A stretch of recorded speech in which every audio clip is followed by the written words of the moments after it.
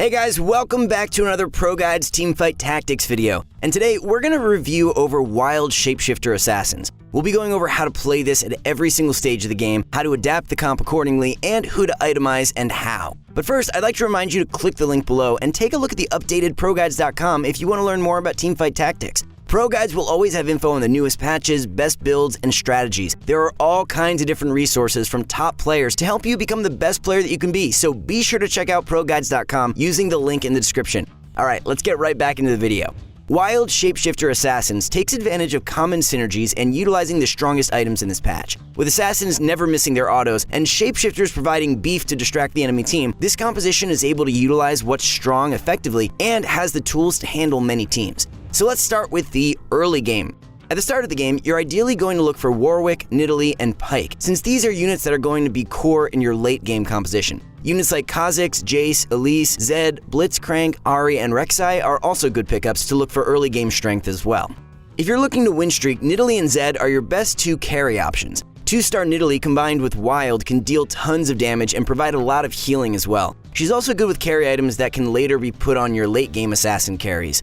Zed is another unit that is fantastic to look for early, since he can go in your final composition if 3-starred and Ninja synergy, further increasing his damage throughout the game.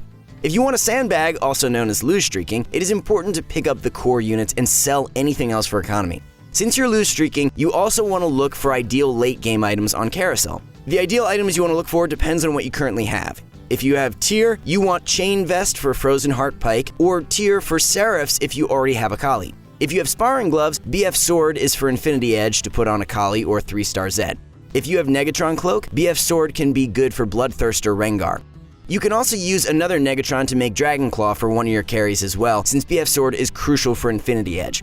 You ideally don't want to look to make tank items since your shapeshifters aren't your main carries, but if you ever get too many, placing them on any tanky units like Shyvana, Gnar, or Vi is fine.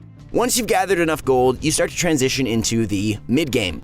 In the mid-game, you want to look for Rengar and Gnar as core units for 4 wilds. Shyvana is a great pickup if you're needing power in the mid-game, being able to replace Elise as a shapeshifter and synergizing incredibly well with 4 wild. If you're running Jace instead of Shyvana, Vi is a fantastic option alongside Warwick to fit in 2 brawlers to Hextech.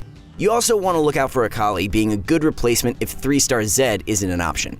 Since the full composition is typically finished around level 7 or 8, your main goal is making sure you don't lose too much health beforehand.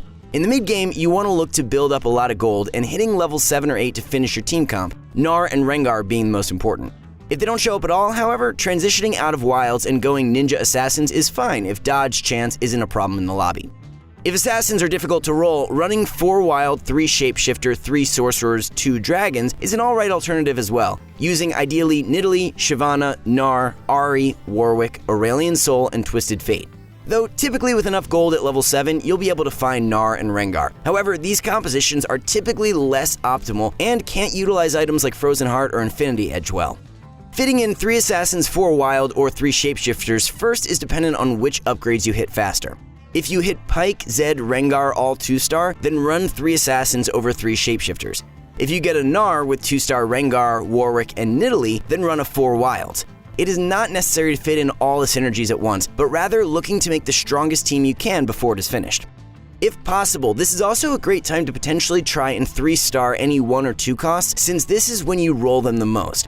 Always keep in mind, it's not worth hard rolling all your gold to get 3 stars unless it is Zed. Units like Nicolai or Warwick are not the units you're playing around. As you've got most of your core units set up and upgraded, it's time we moved into the late game.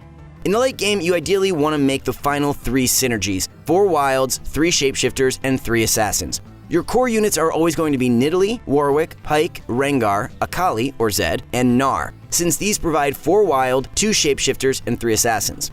Some units you can run alongside them is Jace and Vi, giving an additional 2 brawlers, 2 Hextech, and providing a 3rd shapeshifter. This composition is better against elementals, Draven, and slingers who are dependent on items. Jace and Vi are also incredibly strong crowd control units as well, Jace being able to shut down units like Kennen completely if he's frontlined. Vi is capable of displacing and dealing a ton of units as well.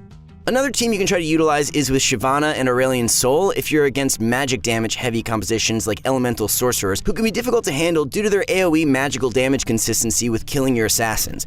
Shyvana synergizes well with 4 Wild as well, being a potential carry. Aurelion Sol is the same, being able to generate more mana to ult faster and more frequently. Since your team is usually finished at level 8, leveling to 9 is not always necessary, and it's better if you focus on rolling for upgrades and potential 3 stars. However, if none of that is likely, then pushing to 9 is fine, with units like Yasuo, Cho'Gath, Blitzcrank, or Sejuani being great filler frontline. If you're running the 4 Ninja Assassin build, then your biggest goal is upgrading every unit to 3 star. If you have Yomus, then potentially running 4 Ninjas, 6 Assassins, 3 Elementals with Kennen as an Assassin is fine. If you're running the Sorcerers instead of Assassins build, you want to look for 5 cost units like Karthus or Misfortune to finish your composition. Alright, now that we've learned how to play all the stages of the game, let's learn about positioning. In terms of positioning, making sure your 3 Assassins aren't stacked into the same corner is important to play around Hextech. Always keep your carries at least 1 tile away from each other. If you're sure any enemy teams aren't running Hextech, then putting them in one corner to focus down carries is fine. Continuing on with Assassins, Pyke should always be in the corner to get the most effective attack speed debuff and ultimates, as well as your hyper carry assassin positioned against opposing carries. So if their Draven is on the right, then position your Akali on the left. If you're against multiple people, just aim for the average. So if 4 people have their carry on the left side, put your carry on the right. Against compositions like Draven Knights, your biggest advantage is positioning Gnar as close as possible to him to get his displacement as consistent as possible. This goes the same with comps like Hextech Brawlers who position their Jinx in the middle. Though keep in mind, putting additional tanks like Vi or Warwick next to Gnar is always a good idea to make sure he isn't accidentally bursted down or focused by silences. If you're also running Vi, putting her in the opposite corner of Pyke is always good as well against some compositions. This allows her to get the best angle when using her ultimate, but keep in mind how long it takes for her to get mana. If it's too slow, then more towards the middle is fine. Moving on, we're going to review over itemization. You want to look to stack your assassins since they're your main carries. Pyke's best items are Frozen Hearts and Morellonomicon.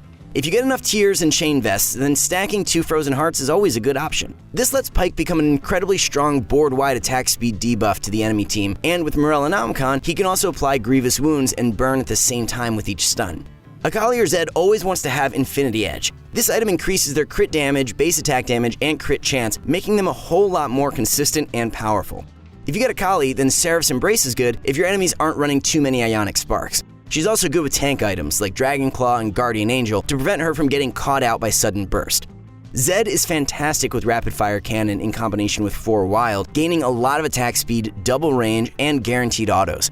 All of this in combination with his high stats and ninja buff make him a force to be reckoned with. He becomes a better Bloodthirster user than Rengar at this point as well.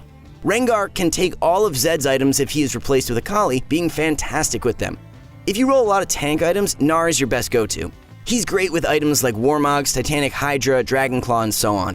If you have an extra set of sparring gloves lying around, Gnar is a fantastic Thief Glove user. Akali is also good with Thief's Glove, gaining crit chance, but there is always the risk of her equipping a Rapid Fire Cannon, which can single-handedly lose you the fight. And finally, we're going to learn the composition's counters. With this composition being popular, what exactly can you build to counter it? But before that, never prioritize Yordles when facing 4 Wilds. Obviously, they are the biggest counters to Yordles, so if you're ever against them, try your best to transition to another composition.